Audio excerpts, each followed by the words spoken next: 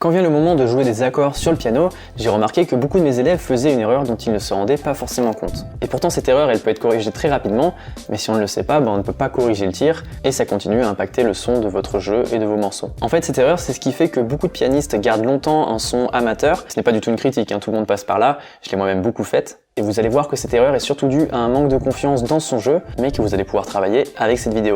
Donc je vais vous montrer dans un instant sur le piano quelle est cette erreur, que vous faites probablement si vous avez quelques mois ou quelques années de pratique du piano. Je vais vous donner quelques conseils tout simples pour l'éviter, et puis on verra également 2 techniques de jeu pour sonner beaucoup plus professionnel. Allez, on passe au piano et je vous montre tout ça.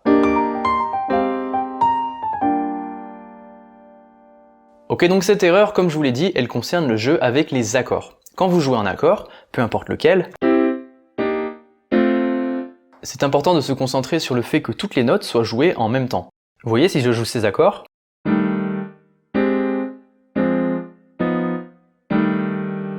toute mon attention est portée sur le fait que je joue bien toutes les notes en même temps. Vous entendez, je fais en sorte de jouer ces notes ensemble, comme si elles ne formaient qu'une seule note.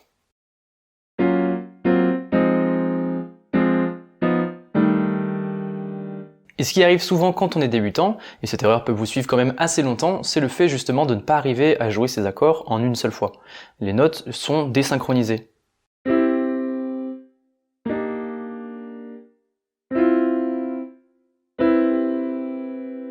Vous entendez, on a un son assez flou qui manque de confiance et qui est moins direct, moins impactant.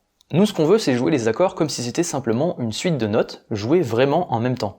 Comme si on jouait une mélodie avec les accords.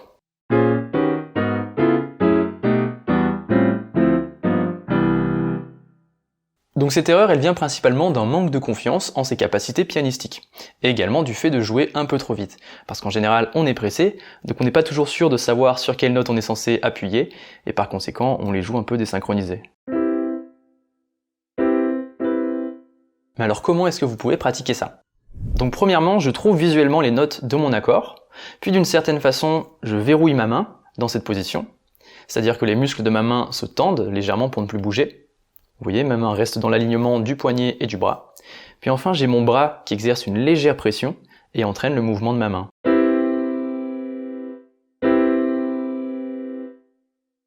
Donc tout doucement, je trouve les notes, je verrouille ma main et j'actionne le mouvement en gardant ma main verrouillée. Encore une fois, je trouve les notes, je verrouille la main, j'appuie. Je trouve les notes, je verrouille, j'appuie.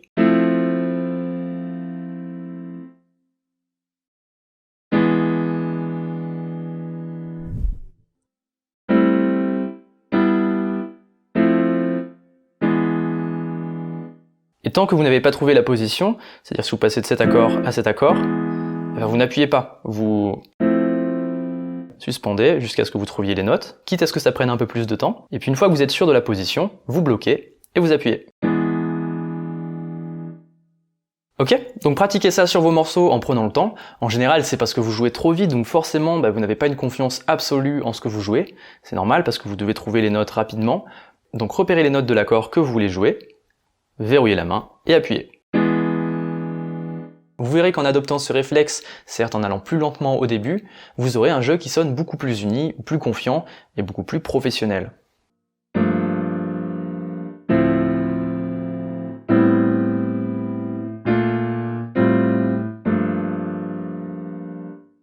Maintenant, il existe une autre technique de jeu que je voudrais vous montrer, qui contrebalance un peu la première, dans laquelle on joue les accords de manière unie.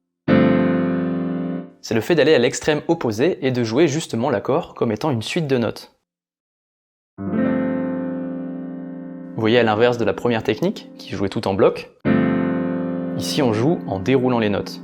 Vous partez de la note du bas et vous arpégiez vers le haut. Ce qu'on veut éviter, c'est l'entre-deux en fait. Soit vous jouez les accords en bloc, de manière unie, soit vous déroulez les notes une par une de manière confiante et assurée, et ça vous donnera un son très sophistiqué.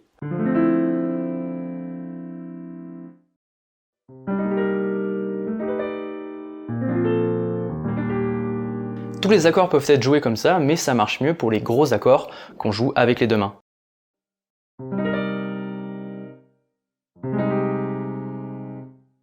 plutôt que les accords à 4 notes et moins, ça marchera moins bien. Donc utilisez ces techniques plutôt sur les gros accords, mais ne le faites pas tout le temps non plus ou ça deviendrait cliché. Ce que je vous conseillerais, c'est d'alterner entre les deux techniques qu'on a vues, jouer un accord en bloc, un accord déroulé, et un accord en bloc à nouveau.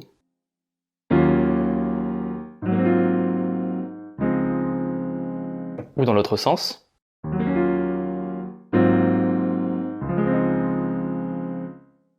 Donc pour travailler cette technique, vous faites ce mouvement avec vos mains. Vous voyez, une sorte de vague. Ça se passe plus dans vos mains que dans vos doigts. Ok, donc avec ces deux techniques, vous avez de quoi améliorer votre jeu. Évitez cette erreur d'accords joués désynchronisés.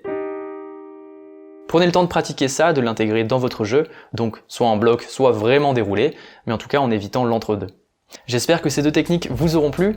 Dites-moi en commentaire s'il y a d'autres sujets de vidéos que vous aimeriez voir abordés, et j'en tiendrai compte pour les futures vidéos. Si ce n'est pas encore fait, abonnez-vous à la chaîne pour bien recevoir toutes les prochaines vidéos et soutenir mon travail.